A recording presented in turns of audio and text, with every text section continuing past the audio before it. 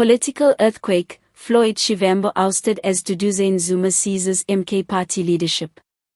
Ladies and gentlemen, we bring you a seismic shift in South African politics that has sent shockwaves through the nation. In a move that few saw coming, the MK party has made a dramatic leadership change, dismissing Floyd Shivambu as Secretary General and installing Duduzane Zuma, son of former President Jacob Zuma, in his place. Before we dissect this political bombshell and its far-reaching implications, we invite you to subscribe, your front row seat to the unfolding drama reshaping South Africa's political landscape.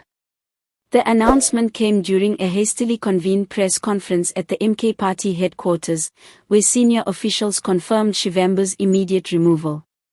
While no official reason was given, insiders suggest growing tensions between Shivambu and the party's old guard over strategic direction led to his abrupt departure. What makes this transition particularly explosive is the appointment of Duduzane Zuma, a businessman with no prior formal political role but whose name carries immense weight in certain circles. His ascension signals a potential recalibration of the MK party's identity, moving from its radical economic transformation roots toward a more business-friendly populism. Eyewitnesses describe a charged atmosphere at the handover ceremony. Shivambu, known for his fiery rhetoric, exited without comment, his face a mask of contained fury. Meanwhile, Zuma struck a conciliatory tone in his inaugural address, promising to bridge divides while subtly invoking his father's legacy. The people's struggle continues, he declared, but we must adapt our methods for new challenges. Political analysts were quick to note the careful phrasing, enough to reassure traditionalists while leaving room for policy shifts. The ramifications of this leadership shuffle extend far beyond party politics. Shivambu, a vocal proponent of nationalization and wealth redistribution, leaves behind a faction of loyalists who may resist Zuma's perceived moderate tilt. Already, murmurs of dissent emerge from provincial structures, with some members questioning the transparency of the decision-making process. Conversely, business leaders have cautiously welcomed Zuma's appointment, seeing potential for more pragmatic economic engagement.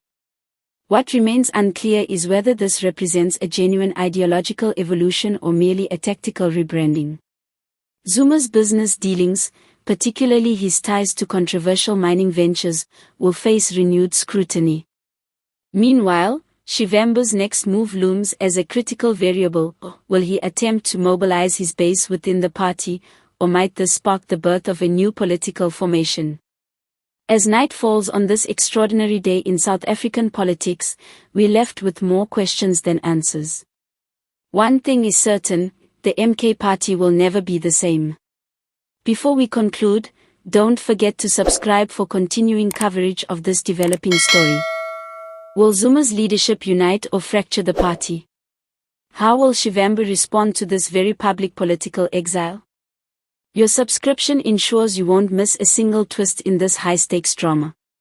Now we turn to you, is this a bold step toward modernization or a betrayal of the MK party's founding principles? Can Duduzane Zuma escape the shadow of his famous surname? Share your insights below, because in democracy's arena, every perspective enriches the debate.